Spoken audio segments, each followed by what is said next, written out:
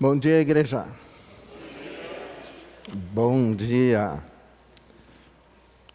Tava fraco, né? Bom dia. Então vamos lá. É com muita satisfação, com temor, tremor, que a gente está aqui hoje.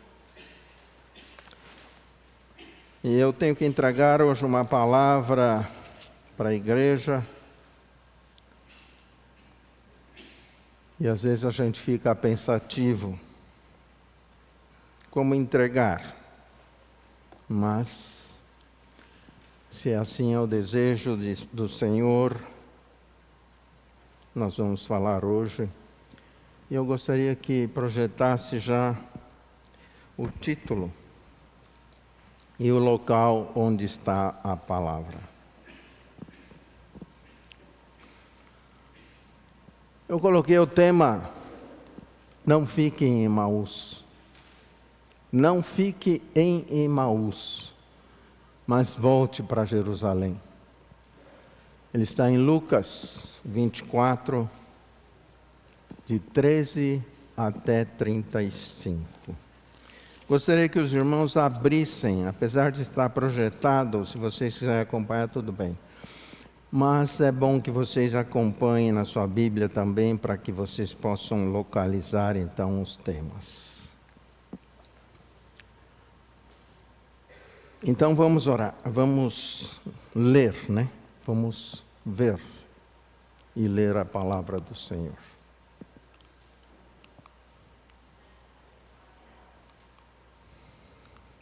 Parece que... peraí, preciso ligar, né? Precisa ligar. Se não ligar, não funciona. Então, vamos lá. Isso. Então, Lucas 24, 13 diz assim: Naquele mesmo dia, 2 dos seguidores de Jesus caminhavam para o povoado de Emaús. Emaús ficava a mais ou menos 11 quilômetros de Jerusalém, como diz a palavra. Então vamos fazer um pano de fundo hoje, de que há mais ou menos 3, 4 semanas atrás, nós passamos pela lembrança da sexta-feira, né? Da Páscoa.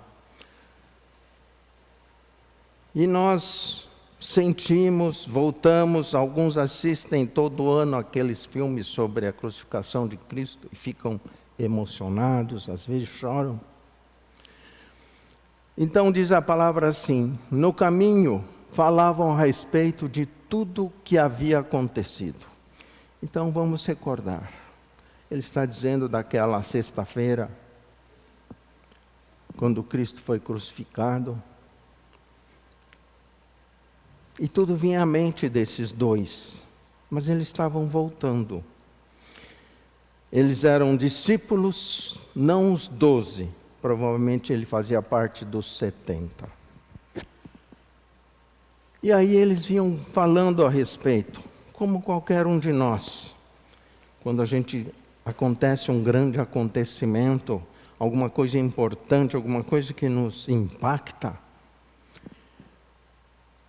Enquanto conversavam e discutiam, o próprio Jesus se aproximou e começou a andar com eles. Imagine isso. Eles estão caminhando, eles estão conversando sobre esse fato acontecido. Eles foram testemunhos do que aconteceu, eles viram acontecer, eles seguiram com Cristo, eles andaram com Cristo. E Jesus se aproximou e começou a andar com eles. Os olhos deles, porém, estavam como que impedidos de reconhecê-lo. É o verso 16. E Jesus assim diz, perguntando: sobre o que vocês estão tanto que debatem enquanto caminham? Qual é a conversa? Eles pararam com o rosto entristecido.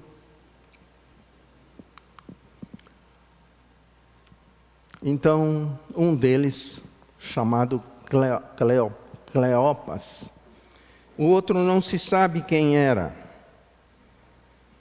Uns dizem que era um outro apóstolo, outros dizem que poderia ser a mulher de Cleopas, mas não se sabe ao certo.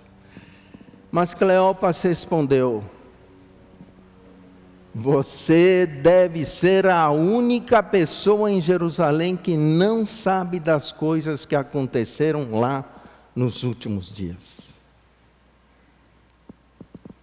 É incrível isso, né? Eles viram, eles testemunharam, eles estavam lá. Cristo estava andando com eles. Eles passaram 3 anos caminhando com Cristo, aprenderam, viram grandes milagres e não reconheceram. Aí Cristo pergunta: que coisas que aconteceu em Jerusalém? As coisas que aconteceram com Jesus de Nazaré, responderam eles. Imagine que Cristo, andando com eles, ficou com um ponto de interrogação, né? E eles ainda continuaram falando. Ele era um profeta de palavras e ações, poderosos aos olhos de Deus. Eles reconheceram. Cristo era grande, era poderoso, era forte, tinha poder. Mas os principais, os sacerdotes e outros líderes religiosos o entregaram para que ele fosse condenado à morte e o crucificaram. E ele morreu. E na cabeça deles, a história termina aí. 3 anos caminhou, 3 anos ouviram, 3 anos viram grandes milagres, 3 anos aprenderam. Mas morreu. E continuando dizendo, Cleopas diz assim no verso 21, tínhamos esperança de que ele fosse condenado, que ele fosse aquele que representaria Israel, resgataria Israel, ou seja, tiraria Israel do domínio dos romanos, libertaria. Provavelmente nós esperávamos que ele pegasse uma espada e fosse para cima dos romanos. Mas, infelizmente, isso tudo aconteceu há 3 dias. Então, eles caminharam com Cristo, ouviram de Cristo, viram de Cristo, sentiram Cristo, mas não tinham entendido nada praticamente. E eles, continuando a conversa, ainda diziam mais: olha, e tem mais, algumas mulheres de nosso grupo foram até o seu túmulo, hoje bem cedo, foi hoje bem cedinho, e voltaram contando uma história surpreendente. Provavelmente o outro que estava do lado falava: essas mulheres, sempre as mulheres, né? Ficam com essas conversas, elas ficam vendo coisas. E disseram que o corpo havia sumido, e que apareceu um anjo. Mas, claro que eles não acreditaram. E Cristo já havia dito isso várias vezes. Eu vou ser crucificado, é necessário que eu seja. Mas eles disseram: isso é conversa dessas senhoras, não é?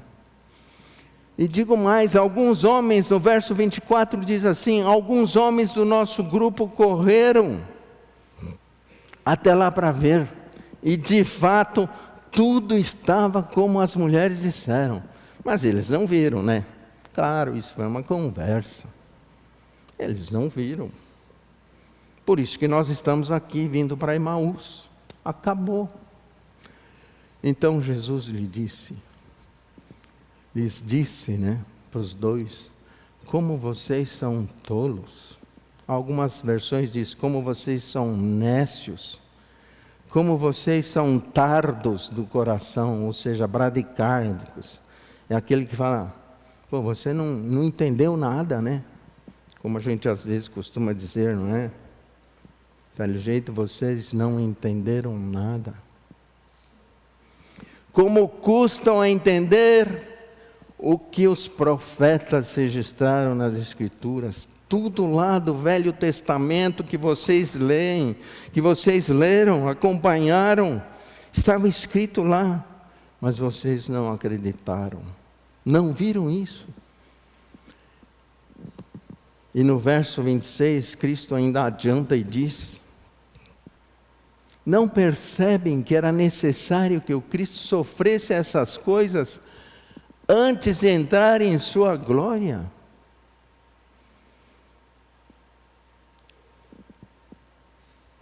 E eles ouvindo, né, os dois. Até que esse nosso amigo aí, que eu não sei quem é, até que ele sabe das coisas, né? Provavelmente eles comentavam, cutucando o outro, né? O rapaz aí sabe bastante, hein? Então Jesus os conduziu por todos os escritos de Moisés e dos profetas, explicando o que as Escrituras diziam a respeito dele.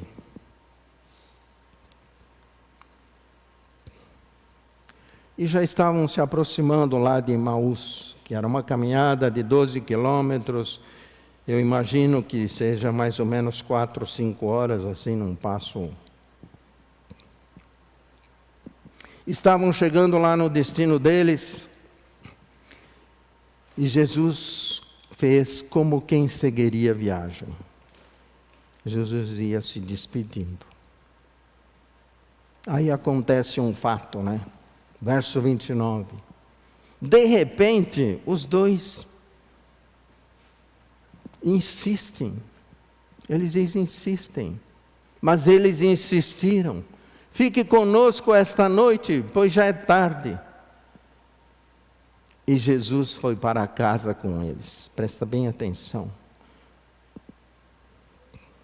Eles insistiram, fique conosco. E Jesus entrou junto com eles. Jesus não disse, até logo, eu plantei no deserto. Ele podia dizer assim, olha, eu lavo as mãos. Perdi meu tempo. Não. Ele aceitou o convite. E no verso 30 diz assim, provavelmente eles iam tomar lá o lanche da noite. Quando estavam à mesa, ele tomou o pão e o abençoou. Depois partiu e lhes deu. Então, os olhos dos dois se abriram. Então os olhos deles foram abertos e o reconheceram nesse momento. E nesse momento ele desapareceu. Porque Cristo já não era mais homem. Cristo já era um Cristo, havia ressuscitado. Ele era o próprio Deus, ele era o próprio Pai, o Filho, o Espírito Santo.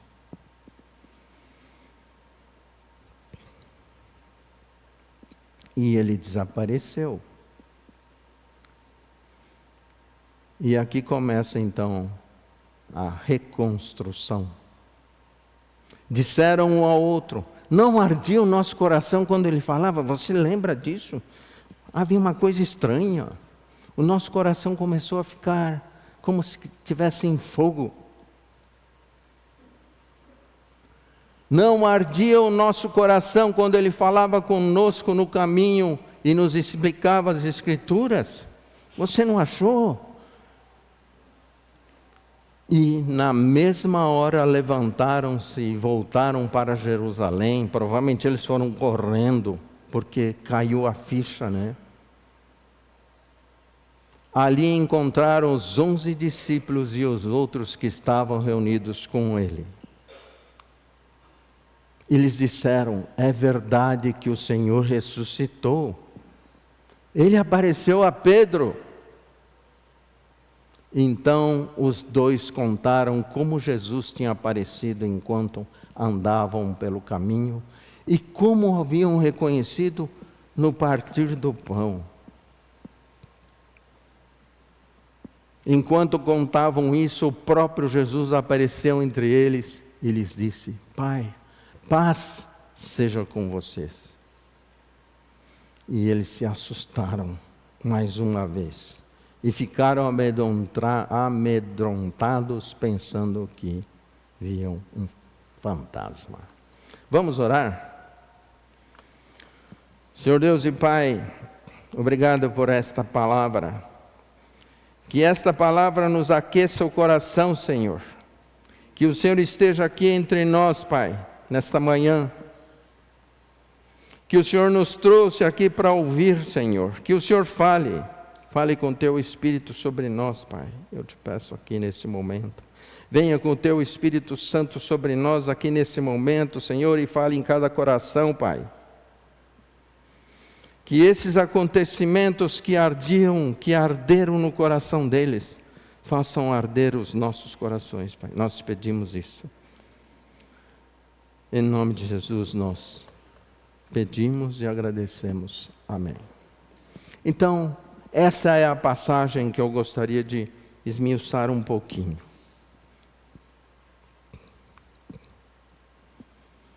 Eles estavam esperando um Cristo messiânico, um Cristo político, como muitos hoje estão procurando alguém messiânico, que venha nos salvar da situação que nós andamos, que o mundo anda, que as coisas estão andando. Hoje mesmo, ontem mesmo, Trump parece que sofreu um atentado, deram um tiro e tal. Esse é o mundo que nós vivemos, um mundo de lutas, guerras, batalhas, desavenças em todos os cantos. E eles estavam voltando porque viram aquele fato acontecer.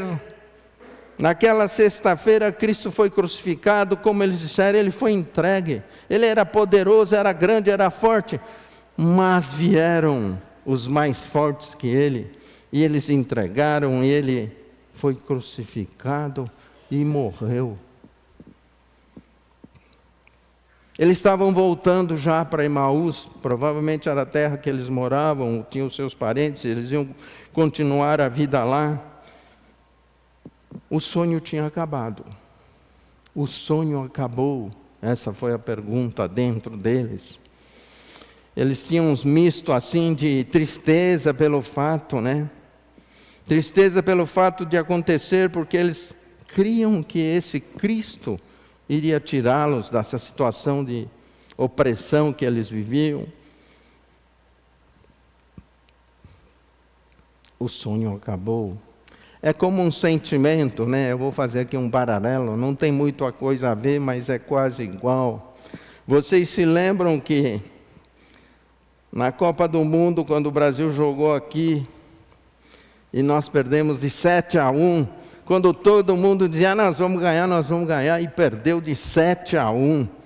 Ficou aquela coisa, perdeu? Perdeu, e o sonho acabou. Era um sentimento maior que esse, claro, mas o sonho deles tinha acabado. Eles não perceberam que agora começava uma caminhada, agora as coisas iam ser transformadas, e agora as coisas iriam mudar.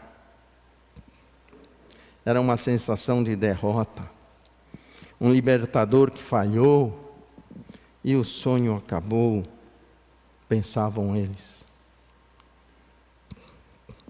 Mas de repente chega uma terceira pessoa, que é Jesus, e caminha com eles, e reaparece, e eles falam, vocês não sabem, você não sabe o que aconteceu? Porque Cristo perguntou, o que tanto vocês estão comentando aí?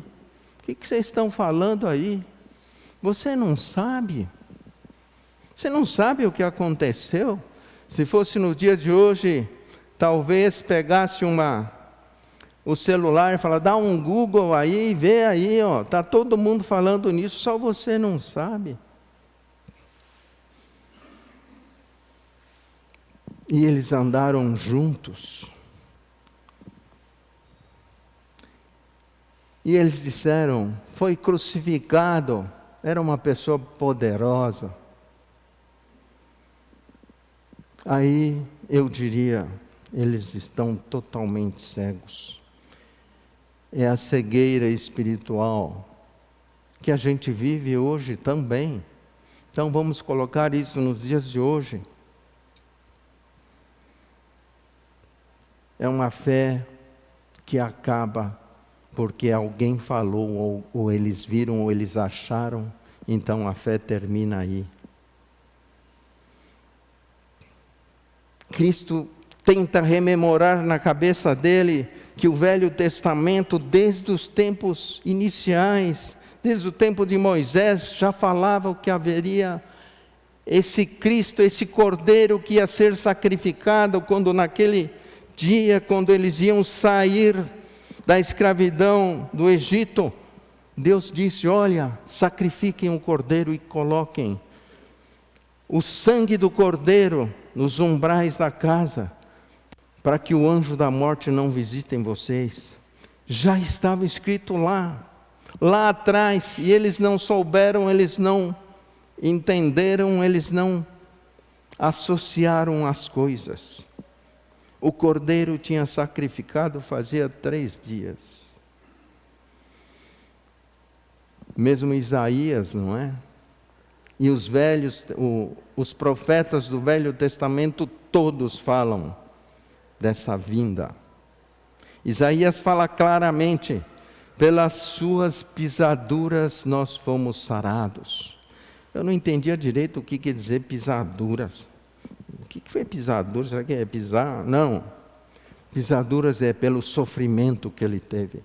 Cada chibatada, cada sangue que derramava, cada gota que caía, cada suor de sangue que ele transpirava, cada dor que ele sentia, cada corte que ele recebia nas costas com aquelas chibatadas que tinham pedaços de ossos para cortar a carne mesmo, aquela dor era por nós, né? Isaías fala: e ele foi como um cordeiro e não reclamou de nada, e seguiu e cumpriu. E Cristo mesmo fala: mas isso era preciso, isso faz parte. Isso faz parte. Isso fez parte para que vocês possam ser salvos, que vocês possam ser perdoados. O Velho Testamento inteiro aponta para isso. Mas eles continuavam cegos. Eles não entenderam por que a cruz, por que a morte, por que aquele sofrimento. Na cabeça deles era um derrotado.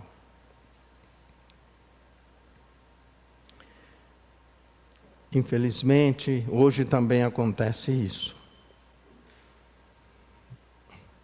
Quantas pregações nós ouvimos, quantas pregações nós ficamos felizes, contentes e falamos: que maravilhoso, que bom, nossa, eu sinto renovado. Mas dali vem segunda, terça, quarta, quinta-feira eu já nem sei o que eu ouvi. A rotina da vida me leva e a gente esquece. Quantas vezes nós ouvimos já a palavra, quantas vezes nós ouvimos dizer desse Cristo?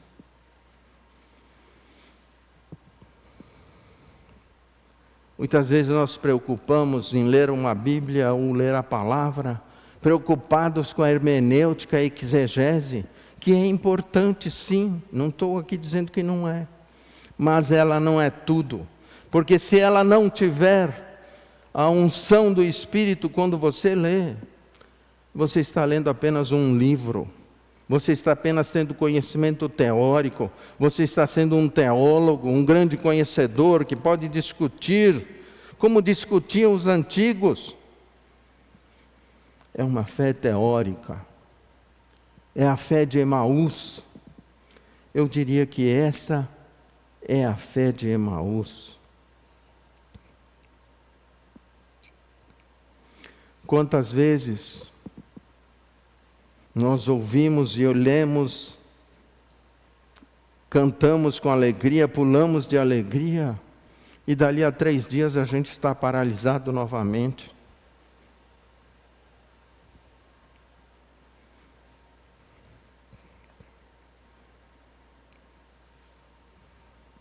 Por que será?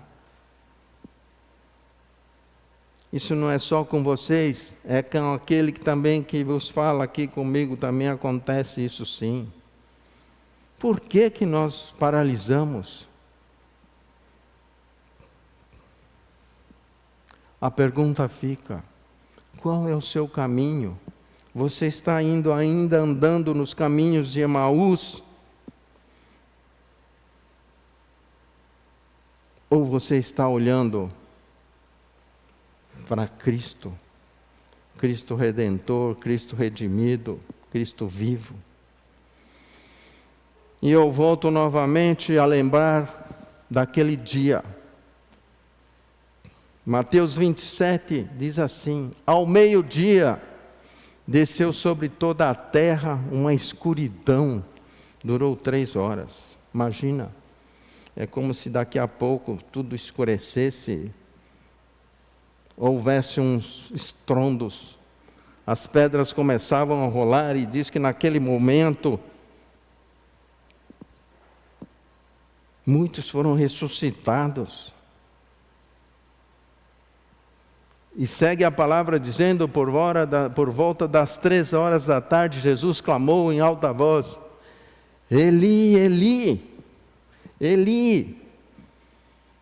E ele clamou em voz forte: Lama sabachthani. Eli, Eli, lama sabachthani. Que quer dizer: Deus meu, por que me abandonaste? E aqui eu quero fazer um entre parênteses. Por que me abandonastes? Às vezes a gente pergunta: o pai abandonou o filho? Não é nada disso. Era um momento que o filho precisava levar e ter, naquele momento era só dele, porque a ele cumpria essa promessa de levar todas as dores, todos os pecados, tudo aquilo de ruim que tem no mundo, para que a gente pudesse ser livre. Porque o salário do pecado é a morte. Nós todos estávamos condenados à morte, mas naquele momento que ele diz: Eli, Eli, Deus meu, por que me abandonaste? É a solidão que ele tinha que passar. Não é um abandono. É toda a maldade do mundo que se concentrou, e o pai disse: ele tem que passar por isso. Ele tem que passar por isso para que haja vida, haja reconstrução, haja reparação, haja perdão, haja reconhecimento dos nossos pecados. Ele bradou: Eli, Eli, lama sabachthani. Guardem bem essas palavras. Não foi por eles, foi por nós. Porque senão nós estávamos realmente abandonados, nós estávamos perdidos, nós estávamos condenados à morte. Eli, Eli, lama sabachthani. Mas nessa caminhada deles, o Espírito não os deixou sozinhos, né? Quando chegou naquele momento de despedida, eles sentiram no coração e convidaram aquela pessoa que eles não haviam reconhecido. O que aconteceu aí? Será que foi uma bondade? Será que foi algo assim? Com certeza não. Porque Deus não nos deixa, Deus não nos abandona, Cristo não nos deixa. Então, o Espírito disse ao coração desses dois: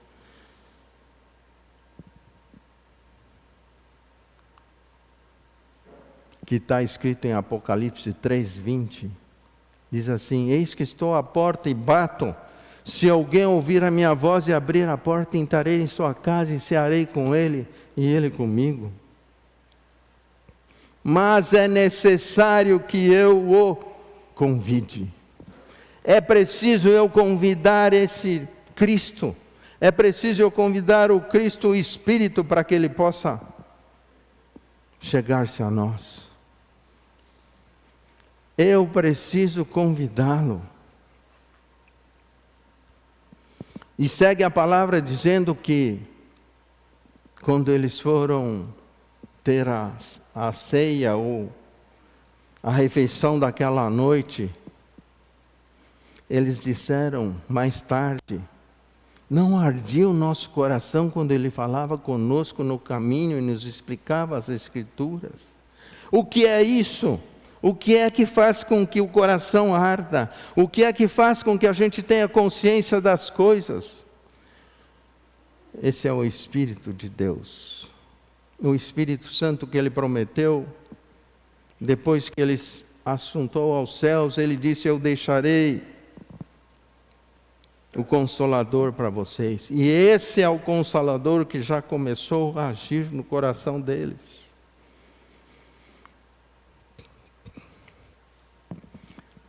Porque diz assim a Escritura: quando ele vier, convencerá o mundo do pecado, da justiça e do juízo. Ele vai nos convencer do pecado, da justiça e do juízo. E do pecado. João 16:8. Está escrito ali está meio... João 16:8 está escrito que essas palavras: quando o Espírito vier, ele vai convencer o mundo do pecado, da justiça e do juízo. Então é preciso que eu tenha esse Espírito também. É preciso que eu caminhe junto com esse Espírito. E quando eles virem o partir do pão,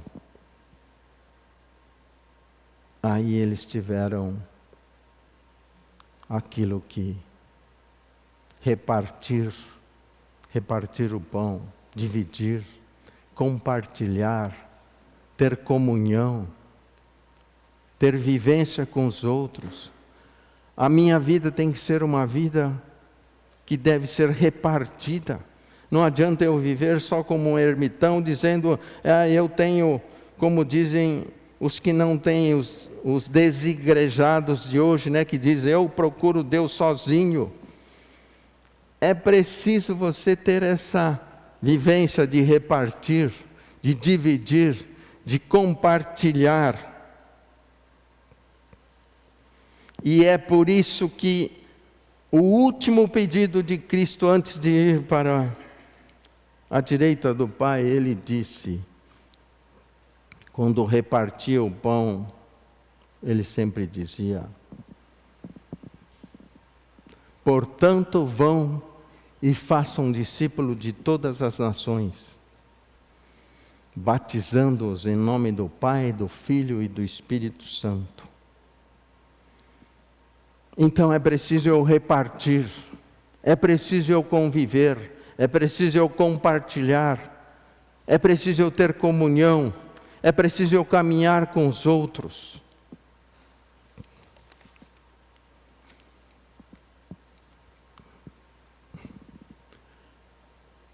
Em Atos 1, 4 e 5, quando antes dele subir ao céu, ele disse: e comendo com eles os seus discípulos, deu-lhes esta ordem: não se afastem de Jerusalém, mas esperem a promessa do Pai, ao qual vocês ouviram de mim.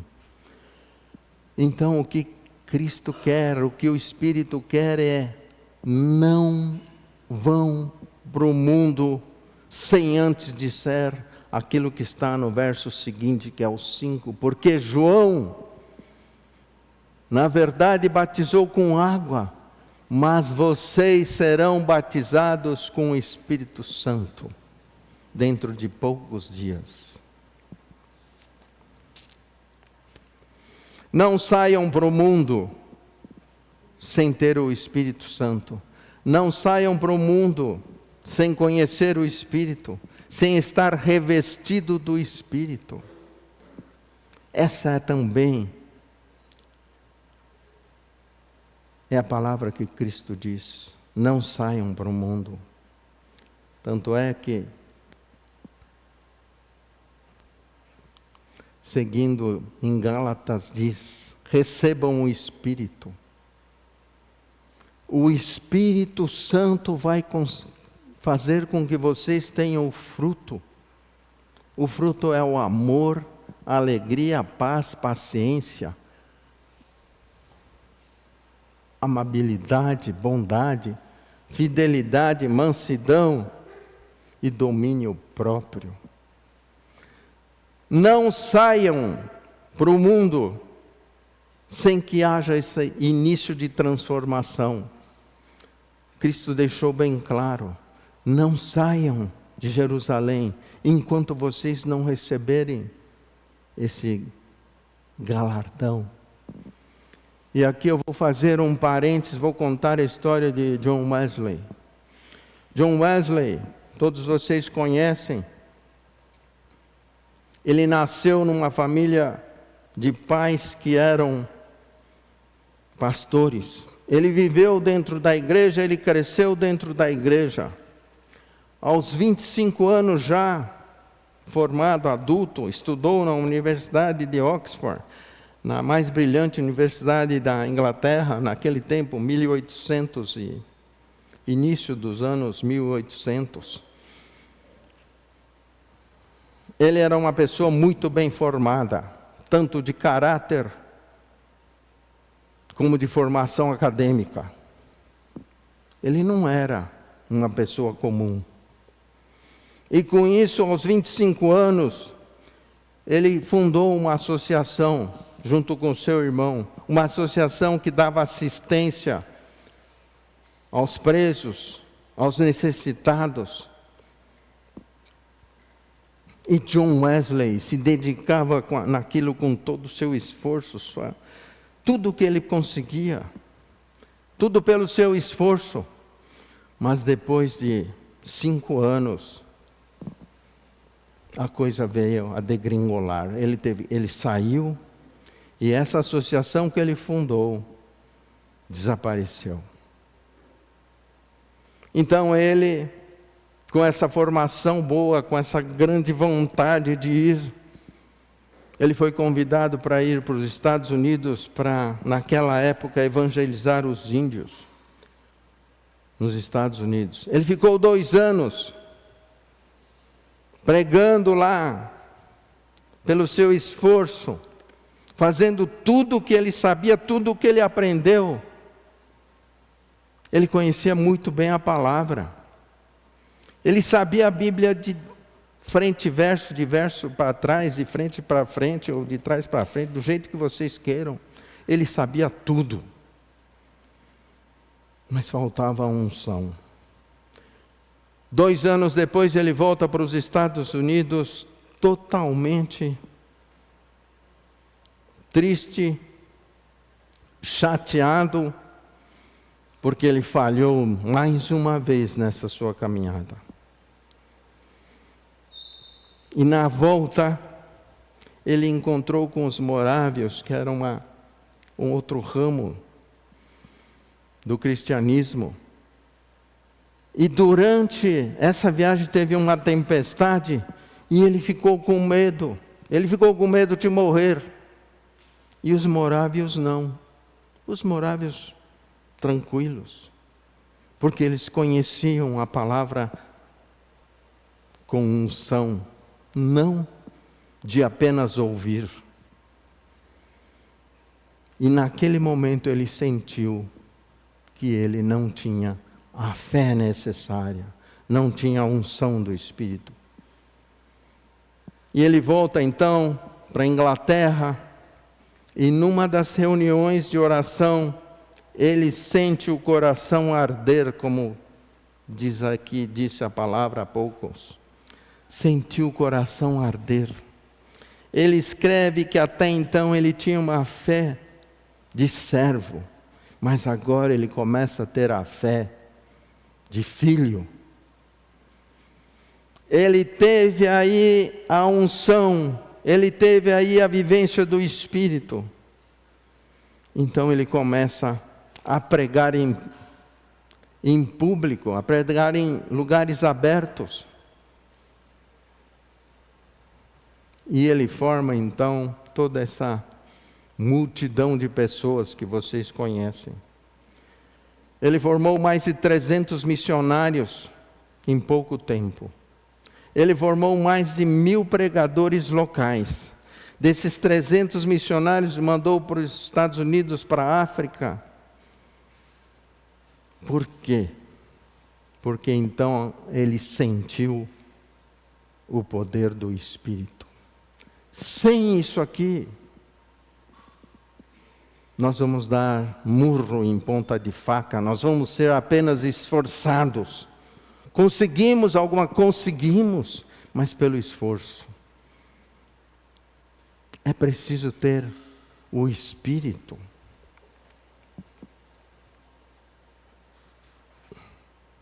Eu vou dizer mais uma coisa. E vou reforçar. Porque Cristo em Atos 1:8 diz: vocês receberão poder ao descer sobre vocês o Espírito Santo, e serão minhas testemunhas, tanto em Jerusalém como em toda a Judéia, Samaria, até os confins da terra. Sem essa unção, sem isso, é uma luta apenas de esforço próprio. Peçam apenas o Espírito, eu digo, não peçam poder. O poder é a consequência que o Espírito vai fazer. Primeiro é preciso eu ter o Espírito para poder fazer isto. Ter amor, ter alegria, ter paz, paciência. Quantas vezes eu não tenho paciência nenhuma? Nós somos assim, impacientes. Parece que hoje eu estou pregando aqui, chega daqui a 2 dias, me dá um probleminha, eu já fico... chuta o pé da barraca, como se fala, não é? Fala coisas que não deviam falar.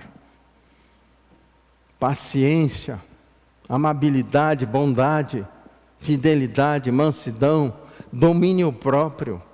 Esse é o fruto do Espírito. É isso que nós devemos buscar. Não busquem poder, porque o poder é o Espírito que vai dar.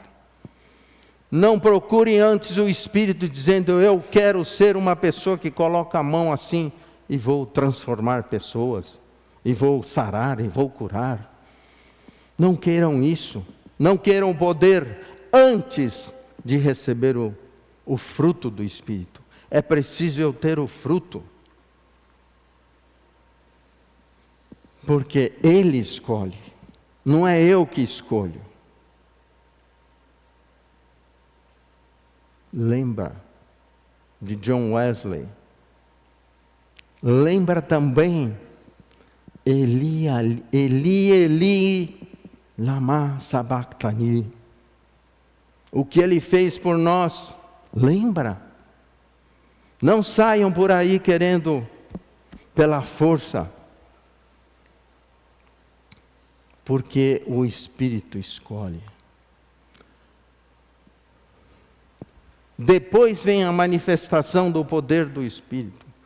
A manifestação do Espírito é dada, é concedida a cada um visando um fim proveitoso. Não é para o seu bem, não é para você sentir-se.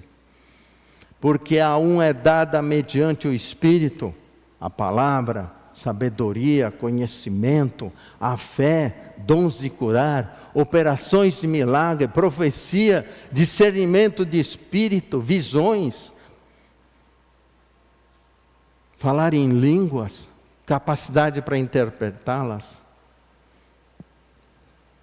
Mas aqui diz o seguinte: mas um é o Espírito e realiza todas essas coisas, e a manifestação é dada conforme um fim proveitoso.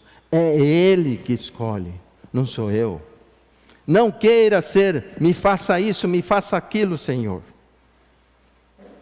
Mas queira primeiro ter o fruto. A base do fruto, como vocês viram lá, é o amor. Como foi dito aqui numa das canções. É preciso ter o fruto, o amor. Porque sem isso não adianta eu querer dar o passo.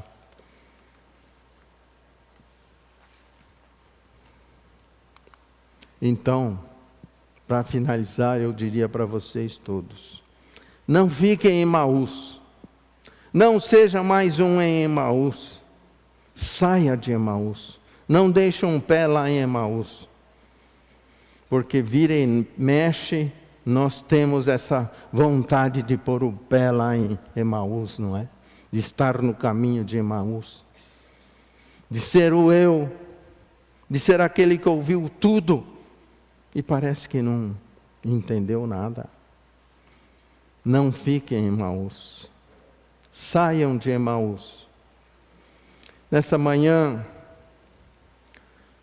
eu gostaria que vocês orassem com essa finalidade. Eu vou pedir aqui para o grupo de louvor fazer um fundo.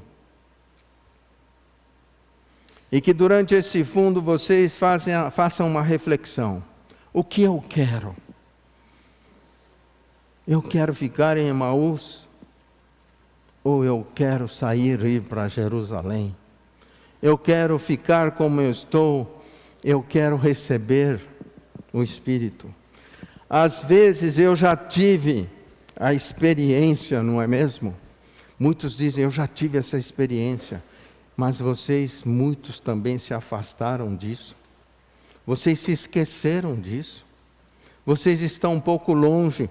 Vocês estão no caminho de Emaús. Então é o momento hoje da gente fazer um novo pacto. Vamos pedir a unção.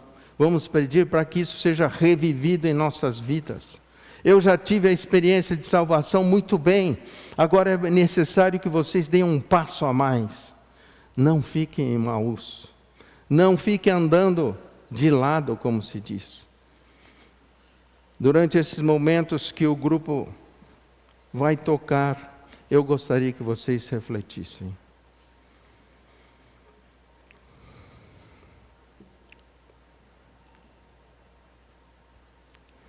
E durante esses momentos, pensem, onde eu estou? Que caminho eu estou? Eu estou buscando pela minha força. Eu tenho ouvido muitas coisas, mas estou paralisado.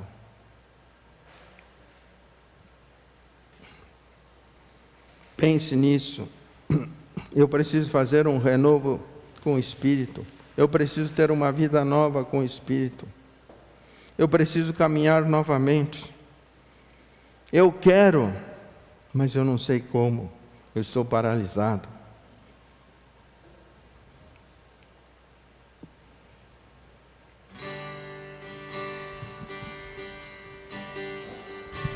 Abaixe a cabeça cada um de vocês enquanto eles cantam. E peçam.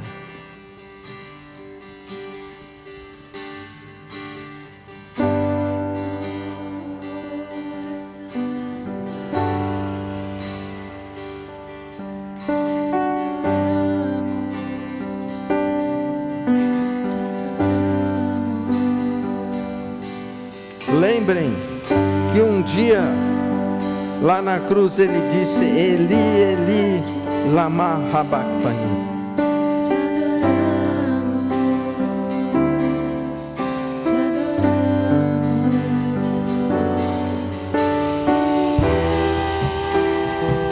Se você quer ter uma nova visão hoje, eu vou pedir que você fique em pé onde você está, para que você possa receber essa nova unção esta manhã. Receba essa unção esta manhã. Receba o Espírito de Deus.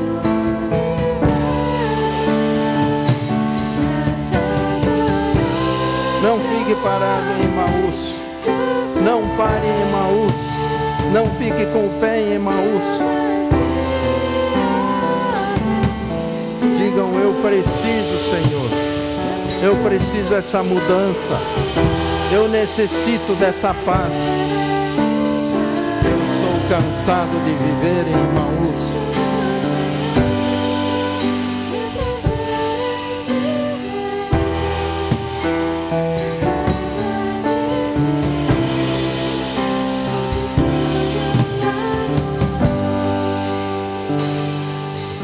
Eli, Eli, Salama Sabachthani.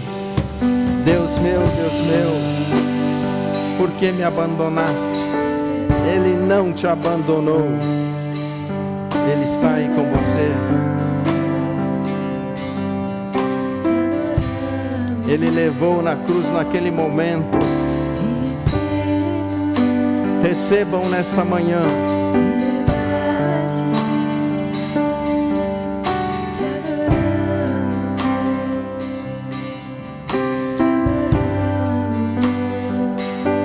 Receba, Senhor. Venha, Senhor, com teu Espírito sobre nós, Senhor. A cada um aqui presente, Pai.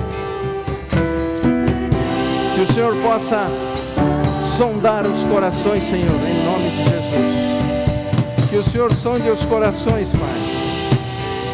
Que o Senhor seja aquele que muda, transforma os caminhos de Emaús, Senhor. Receba, Senhor, nesta manhã.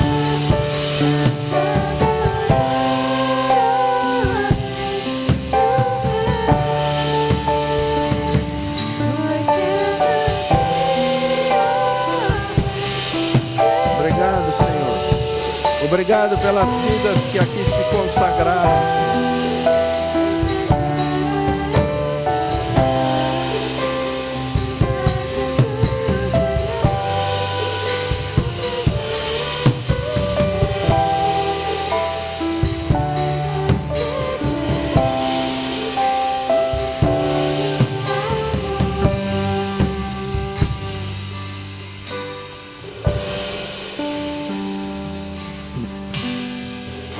Senhor, nós estamos aqui na Tua presença, Pai.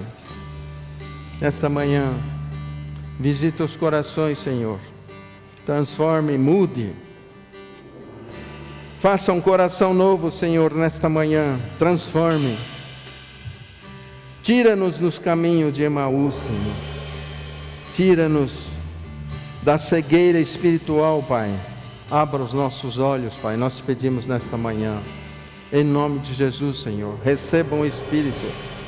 Recebam o Espírito Santo nesta manhã, em nome de Jesus. Que o Espírito possa daqui para frente nortear os caminhos. Volte para Jerusalém e sejam cheios do Espírito Santo. Em nome de Jesus, amém, Senhor. Amém. Obrigado, Senhor. Obrigado, viu? Obrigado.